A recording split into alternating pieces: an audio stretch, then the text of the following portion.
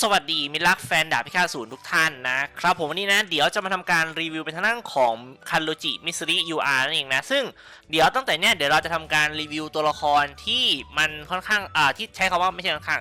ที่ติดเมตาในเซิร์ฟเวอร์ชัน 99% ณ ปัจจุบันกันนะซึ่งเดี๋ยวผมจะรีวิวไปเป็นคลิปละตัวไปแล้วกันนะแล้วก็เดี๋ยวจะแนะนำเป็นทางด้านของพวกสกิลต่างๆที่มันเหมาะกับตัวละครพวกสกิลรูนอย่างเงี้ย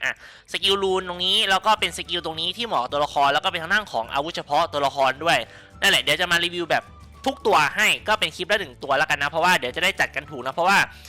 จากที่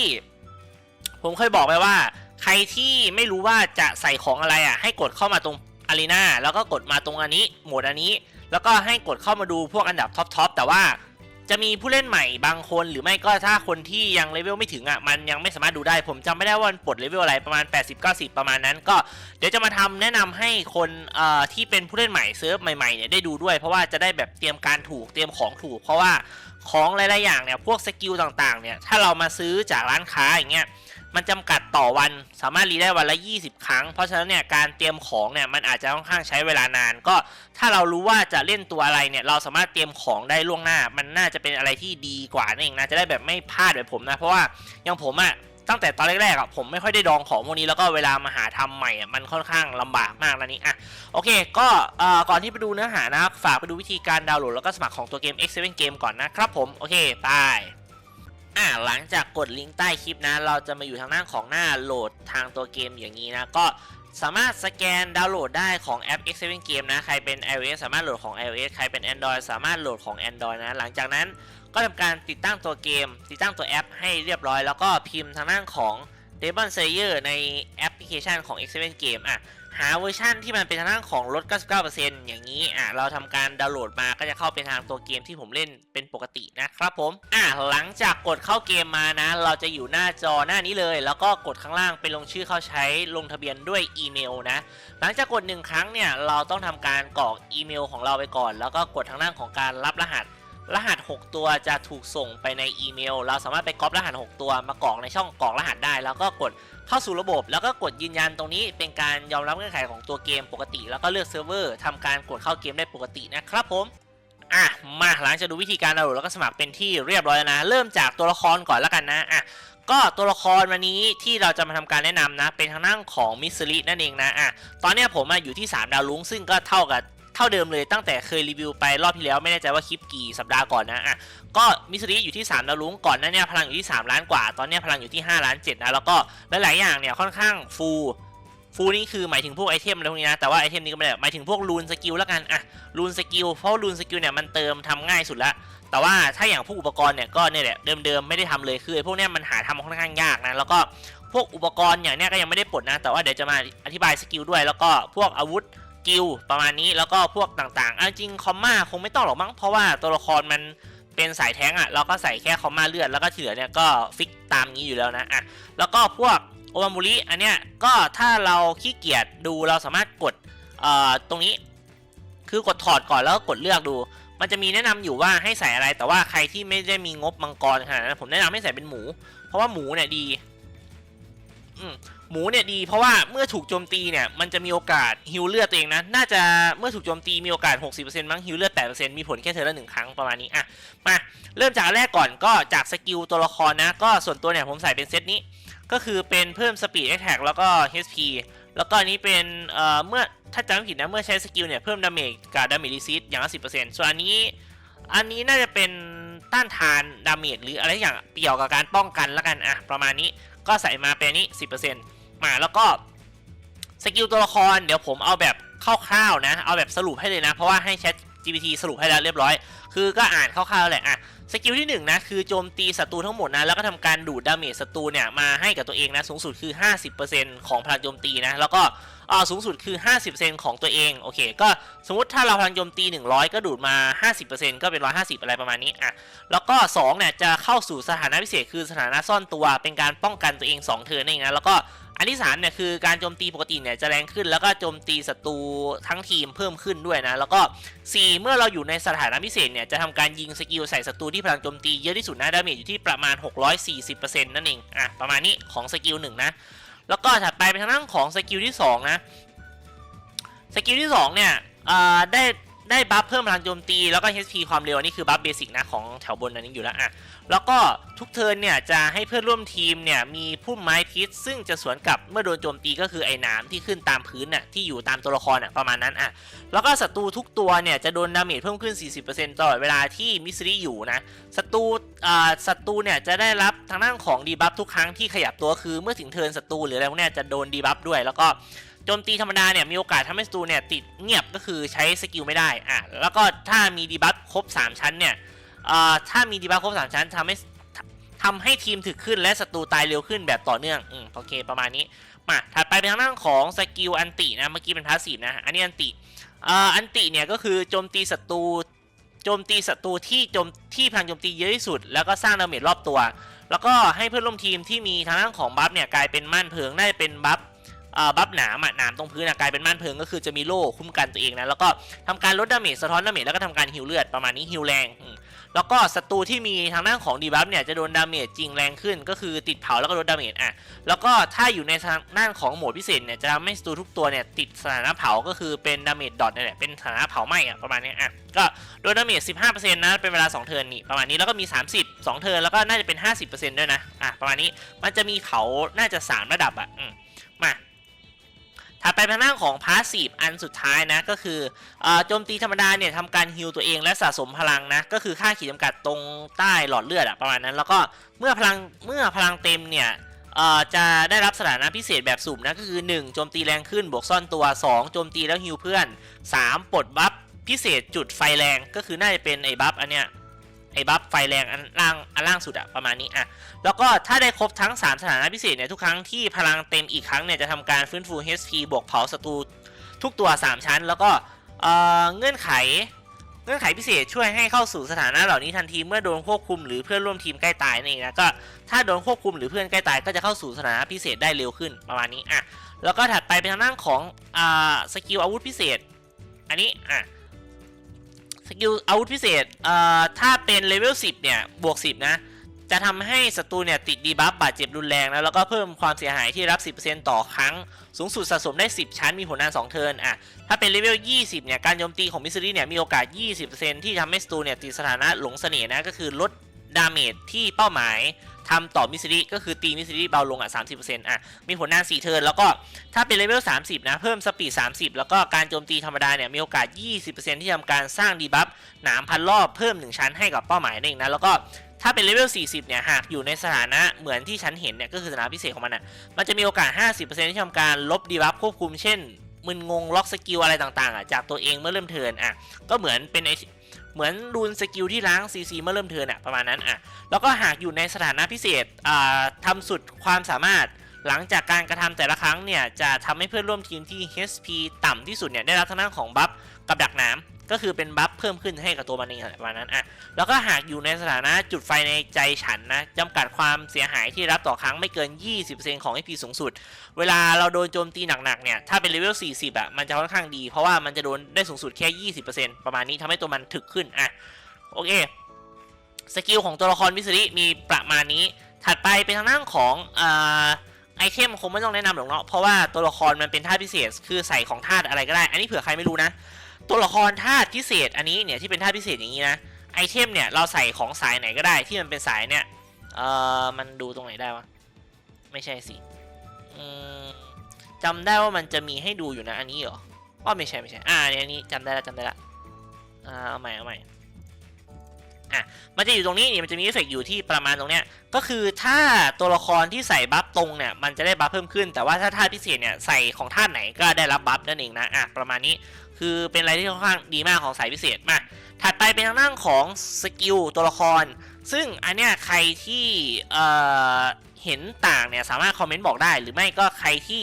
ขี้เกียจคิดเองเหมือนผมเนี่ยส่วนตัวเนี่ยผมบอกก่อนว่าผมไปก๊อปจากอันดับ1มานะก็คือก๊อปมาเป๊ะๆเลยสกิลแรกอันนี้คือโดนดาเมจเบาลงนะมันจะมี2อันเนี่ย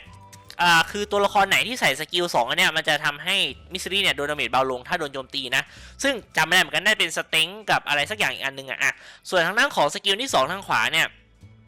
เมื่อตายเนี่ยแต่ละเทิร์นเนี่ยมีโอกาส 33% ที่ทำการเกิดใหม่ด้วย HP 30% ซึ่งมีผลแค่1ครั้งใน1เกมเท่านั้นแล้วก็ถัดไปรูนที่2อันนี้คือล้าง CC เมื่อเริ่มเทิร์นเนี่ยมีโอกาส 63% ที่ทำการล้าง CC ตัวละครนะซึ่งมันจะไม่ทับกับล้างของตัวเองอีกอันหนึ่งที่มันมีสกิลต่างหากนะซึ่งถ้าใส่2อันโอกาสล้างมันก็จะเยอะขึ้นนะเผื่ออีกอันนึงไม่ติดยังมีก๊อก2ที่คอยล้างได้แล้วก็ถัดไปเป็นอันนี้เป็นคอมโบเมื่อโจมตีเนี่ยมีโอกาส 48% ที่ทำการทำซ้ำอีกครั้งหนึ่งแต่ว่าความเสียหายเนี่ยลดลง 50% ส่วนมากเนี่ยน่าจะเอามาไว้ทำเอาพวกบัฟมากกว่านะส่วนมากเขาก็อาจจะไม่ได้เน้นดาเมจอะไรกันขนาดนั้นอันนี้ถัดไปเป็นทางด้านของสกิลตรงนี้อันนี้ก็เป็นเหมือนกับอันก่อนหน้านี้คือโดนดาเมจจาก2สกิลเนี่ยเบาลง 35% อันนี้น่าจะมีคอมโบด้วยมั้งถ้าจำไม่ผิดนะแล้วก็อีกอันนึงที่ผมใส่คือนี้เป็นทางด้านของการสะท้อนดาเมจเพราะว่าตัวละครมิสซิลี่มีทางด้านของการฮีลตัวเองแล้วก็มีลดดาเมจต่างๆนะทำให้ตัวมันเนี่ยค่อนข้างถึกแล้วก็ถ้าเราใส่สะท้อนดาเมจเนี่ยมันก็ช่วยเสริมดาเมจตรงนี้ได้อีกระดับหนึ่งประมาณนี้ใส่มานี้แล้วก็สกิลนี้ผมยังไม่ปลดเอาจริงเนี่ยถ้าถามว่าควรปลดไหมมันก็ควรปลดแหละตัวละครหลักที่เมตานะมันก็ควรปลดแล้วก็อาวุธกิลอันนี้เดี๋ยวออกไปพูดอีกอันนึงแล้วกันส่วนหน้าของคอมมาเนี่ยมันก็ฟิกไว้ตามนี้อยู่แล้วก็ใส่ตามนี้ไปแล้วก็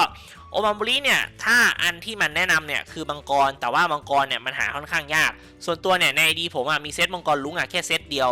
ก็ใส่ให้กับทางด้านของมิจิคัตสึส่วนตัวละครอื่นเนี่ยก็ใส่อะแดปตามที่มันมีอยู่อันนี้ซึ่งส่วนตัวเนี่ยใส่เป็นหมูเป็นการฮิลเลือดทำให้ตัวละครมันถึกขึ้นแล้วก็ยืนได้นานขึ้นได้อย่างนี้ก็ถือว่าใส่เอาไปก่อนส่วนในอนาคตเนี่ยจะใส่มังกรไหมก็เดี๋ยวรอดูอีกทีนึงแล้วกันประมาณนี้มาถัดไปเป็นทางด้านของอันนี้เป็นทางด้านของอาวุธก็อาวุธกิลเนี่ยมันจะมีค่อนข้างเยอะแล้วก็ถามว่ามันต้องเป็นพินไหมมันก็ไม่ได้ฟิกขนาดนั้นซึ่งถ้าเป็นไอเทมของซัพพอร์ตมันจะมีอยู่ประมาณ3ชิ้นที่เด็ดๆนะก็คือ1เนี่ยคือพินเนี่ยจะทำการสร้างโล่ให้กับทั้งทีมมันก็จะสร้างไม่เยอะน่าจะแค่ 7% หรือเปล่าไม่แน่ใจนะตรงเลขอันนี้นะอันนี้ก็คือสร้างโล่ให้เท่านั้นแหละตาม Max HP ถ้าตัวละครที่ใส่เนี่ยเลือดเยอะมันก็จะสร้างโล่ให้หนาขึ้นประมาณนี้อันที่2เนี่ยคือพัดเนี่ยมันจะมีทางด้านของการฮิลเลือดซึ่งน่าจะฮิลได้ประมาณ2รอบนั้นก็คือรอบแรกสุดมันน่าจะเป็นบัฟเหมือนฮิลเลือดไม่แน่ใจว่ามันฮิลตอนเทิร์นไหนนะแต่ว่าจำได้ว่ามันฮิลได้ประมาณ2ก๊อกมันจะมีอีกรอบนึงคือตั้งแต่เทิร์นที่5ขึ้นไปมันจะทำการฮิลเพิ่มขึ้นได้ประมาณนี้แล้วก็อีกอันนึงคือเหรียญอันนี้เนี่ยจะทำเอฟเฟกต์เหมือนกับพัดเลยพัดเนี่ยคือการฮิลเลือดแต่ว่าเหรียญเนี่ยคือการเพิ่มพลังโจมตีก็จะมีผล2ครั้งเหมือนกันอันนี้ก็ต้องไปดูอีกทีหนึ่งว่าตัวละครไหนสมมติเนี่ย3ชิ้นเนี่ยทีมหลักเราขาดอันไหนเราก็ใส่นั้นถ้าทีมเรามีตัวฮิลเยอะๆแล้วเนี่ยเราก็ไม่ต้องใส่พัดก็ได้เรามาใส่อาจจะใส่เป็นพินเป็นการสร้างโล่ให้กับทั้งทีมแล้วก็เป็นเหรียญเอาจริงเนี่ยเหรียญเนี่ยควรจะใส่ให้กับทีมหลักคือใส่ให้กับตัวละครซัพพอร์ตตัวไหนก็ได้ทีมหลักเนี่ยควรจะมีเหรียญ1อันเพราะเป็นการเพิ่มพลังโจมตีส่วนอีกอันนึงเนี่ยถ้าใครเล่นเป็น2ซัพพอร์ตนะเราสามารถเลือกได้ระหว่างพัดเนี่ยเป็นการฮิลหรือไม่ก็พินที่เป็นการสร้างโล่ได้ประมาณนี้ไอคอมมาเนี่ยเป็นการสร้างโล่ให้กับคนใส่แค่คนเดียวแต่ว่ามันจะสร้างค่อนข้างเยอะหน่อยแต่ว่าพินเนี่ยสร้างให้กับทั้งทีมก็นั่นแหละเลือกเอาว่าจะเอาไหนส่วนทางด้านของอันเนี้ยส่วนมากมันใส่ให้กับตัวละครพวกแท้งหรือไฟเตอร์มากกว่าก็หลักๆเนี่ยซัพพอร์ตมีแค่3ชิ้นนะก็เลือกใส่เอาว่าจะเอาอันไหนนะครับผมโอเคสกิลคร่าวๆมีประมาณนี้ของตัวละครมิสซินะส่วนใครอยากรู้ตรงไหนเป็นพิเศษอีกก็สามารถทักเพจมาได้มาเดี๋ยวเราไปทำการลองเทสกับผู้เล่นสักหน่อยแล้วกันนะซึ่งเดี๋ยวเอาทีมหลักไปเลยแล้วก็มาพลังตอนนี้เราอยู่ที่31ก็หาสักเดี๋ยวผมอยากเอาให้มันได้แบบโชว์เต็มหน่อยผมเอาดาเมจออกสักตัวหนึ่งแล้วกันแล้วก็เอาซับพอร์ตใส่เข้าไปเอาเป็นมูซันแล้วกันมูซันเอาไว้ประมาณนี้มิสซิลีน่าจะถึกกว่านะเอาประมาณนี้แล้วกันซึ่งมูซันเนี่ยก็ผมทำของมูซันมาเพิ่มนะก็คือเป็นเรื่องของพวกสกิลเนี่ยแหละอย่างที่บอกไปนะว่าสกิลเนี่ยมันทำค่อนข้างง่ายถ้าเติมมันทำง่ายส่วนอย่างอื่นทำยากที่หายต่อให้เติมก็ทำยากมากส่วนสกิลเนี่ยทำค่อนข้างง่ายเพราะว่ามันใช้ของไม่เยอะมาเดี๋ยวเรามาลองเทสกันพลังอยู่ที่30ล้านนะแล้วก็ตัวดาเมจเอาเป็นแค่มิจิคัตสึตัวเดียวมาเอาสักเริ่มจาก20ล้านแล้วกัน23ล้านคนนี้แล้วกันนะมาลองดูเทสสักรอบเทสสักคน2คนแล้วกันมาเนี่ยหนามมันเนี่ยคือของมิสซิลีนะอย่างที่บอกไปแล้วก็เดี๋ยวมันถึงระดับหนึ่งมันจะมีโล่ที่เป็นเหมือนโล่สีแดงหน่อยเอาปิดบัฟก่อนมันจะได้เห็นไหมเนี่ยไม่ใช่ว่าตายหมดก่อนนะตีไปก่อนหนามเนี่ยทำให้ทีมเราเนี่ยถึกขึ้นแล้วก็มีการสะท้อนดาเมจด้วยเห็นไหม จะได้เห็นว่าศัตรูเนี่ยก็โดนดาเมจตัวเองไปด้วยนะตีเข้าไปน่าจะเป็นโล่เนี่ยเห็นไหมถ้าใครสังเกตนะของเกียวเมเนี่ยมันจะมีโล่ที่เป็นสีชมพูอันข้างในเนี่ยอันนี้คือโล่ของมิสรินะนี่โล่มิสริชินบุตีโป๊ะสตันไปหน่อยหนึ่งทีมเราชินบุเบิ้ลอีกทีนึงโป๊ะเข้าให้มิจิกะสึแทงเข้าไปคือถ้านับทีมเมตาตอนนี้นะผมคิดว่ามันน่าจะเป็นเกียวเมมิสริชินบุคือชินบุเนี่ยกับนิสโกะยูอาร์เนี่ยเราสามารถเลือกได้ว่าเราจะเอาตัวไหนคือชินบุเนี่ยมันจะไม่ใช่ฟูลซับจ๋าๆขนาดนั้นใครที่อยากได้ฟูลซับจ๋าๆผมแนะนำให้เอาเป็นนิสโกะยูอาร์อันนั้นน่าจะเป็นซับจ๋ากว่าแล้วก็ซับพอร์ตเนี่ยเล่นเป็นนิสโกะยูอาร์แล้วก็เป็นทางด้านของมิสริได้อันนี้คือโล่อันนี้โล่แดงอันนี้น่าจะเป็นของมุซันนะถ้าจำไม่ผิดของมิสริเนี่ยมันจะเป็นโล่แล้วมีดอกเหมือนสีชมพูข้างในเหมือนของเกียวเมที่ให้ดูก่อนหน้านี้นะก็ซัพพอร์ตเนี่ยมีให้เลือก3ตัวนะถ้าจะเอาแบบเมตานะคือมิสริเนี่ยต้องมีในทีมอยู่แล้วแล้วก็อีกตัวหนึ่งเนี่ยถ้าไม่เนสโกะ UR ก็เป็นทางด้านของชินบุ UR ก็ให้เลือกเอาว่าจะเอาตัวไหนแล้วก็แท้งเนี่ยถ้านับจริงๆนะแท้งถ้าดีที่สุดนะก็คือเกียวเมแต่ว่าเกียวเมเนี่ยควรจะอาวุธ40ก่อนถึงจะเก่งนะแต่ว่าใครที่อาวุธไม่40แล้วอยากเอามาเล่นเนี่ยก็เอามาเล่นได้เพราะส่วนตัวเนี่ยผมก็อาวุธไม่40นะเกียวเมก็เอามาเล่นก่อนเพราะว่าตัว40เนี่ยผมมีแค่มิจิกะสึแล้วก็อุซุยาสูนมีแค่2ตัวเพราะว่าของมันทำค่อนข้างยากแล้วก็ตัวละครดาเมจเนี่ยตัวละครดาเมจ2ตัวที่ดีที่สุดในเกมณปัจจุบันนะก็เป็นทางด้านที่ดีที่สุดในเซิร์ฟเรานะที่ในเวอร์ชันเราณปัจจุบันนะคือเป็นทางด้านของมิจิกะสึแล้วก็อีกตัวหนึ่งคือทางด้านของอุซุยาสูนนะก็2ตัวเนี้ยเป็นตัวละครดาเมจที่ดีที่สุดแล้วของปัจจุบันส่วนใครเนี่ยอยากเล่นเป็นทางด้านของตัวละครอื่นเอาจริงถามว่าเล่นได้ไหมอย่างมูซันเนี่ยเล่นได้แล้วก็ซานิมิก็เล่นได้โยริจิก็เล่นได้ถ้าเป็นแบบตัวเทียร์ลดลงมาหน่อยนึงเป็นเทียร์ A ถ้าเทียร์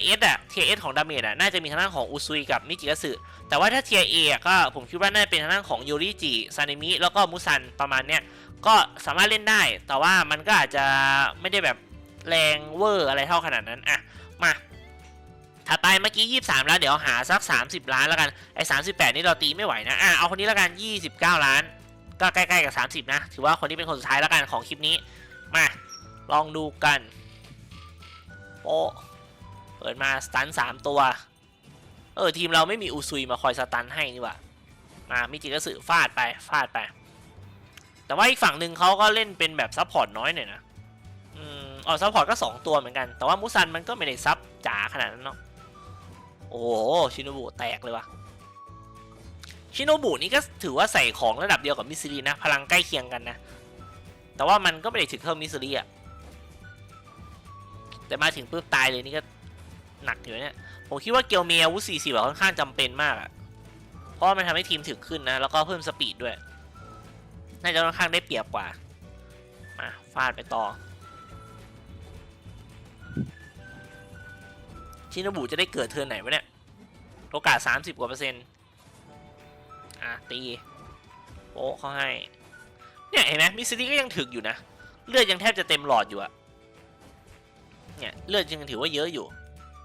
คือก็เป็นชินบุกับมิสซิลี่เนี่ยคือผมใส่ของแทบจะเหมือนกันเป๊ะๆเลยนะแล้วก็ถึกใกล้เคียงกันเอาจริงเห็นไหมจะบอกว่าถึกใกล้เคียงกันชินบุมาถึงปุ๊บตายแกแปลว่ามิสซิลี่จริงมิสซิลี่มันถึกกว่าอยู่แล้วแหละเพราะว่าชินบุเนี่ยมันไม่ได้แบบถึกจ๋าขนาดนั้นเนาะมิสซิลี่เนี่ยถึกกว่าเยอะเพราะชินบุมันจะเป็นแบบกึ่งซับหน่อยมันจะเป็นค่อนข้างออกไปซับหน่อยซับชินบุเนี่ยน่าจะเป็นซับมาสัก 70% มั้งแล้วก็มีความแล้วก็อีก 30% อาจจะเป็นการฮิลกับดาเมจส่วนมิสซิลี่เนี่ยผมคิดว่ามันน่าจะไปประมาณทางแท้งแท้งกับซับแท้งอาจจะสัก 60-70% แล้วก็ซับสัก 30% ประมาณนั้นอันนี้คือความคิดเห็นส่วนตัวนะเพราะว่ามิสซิลี่เนี่ยมันค่อนข้างถึกแล้วก็ดาเมจมันก็ค่อนข้างโอเคข้อดีของมิสซิลี่เนี่ยคือการดูดดาเมจคู่ต่อสู้นะ